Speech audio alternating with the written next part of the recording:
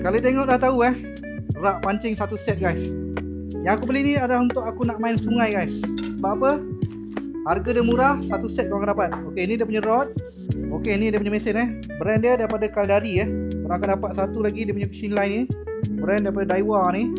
100 meter Memang baloi lah dapat satu set. Okey, mesin dia Okey, dia punya spek dia HB 3000. Dia punya ratio dia 5:1. Dia punya material jenis plastik. Yang atas ni stainless steel. Memang sesuai sangat lah.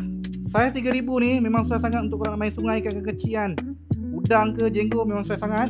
Okey, untuk dia punya rod ni brand daripada Shimano Cruiser 1.8 meter. Untuk rod ni dia 2 piece. Ada 1, 2, 3, 4 4 ring Kita cuba blend tengok. Okey padu kuat juga So dekat mana kau dapatkan ni untuk abang-abang nak meranduk kan? Udang ke, sungai ke, satu set semua.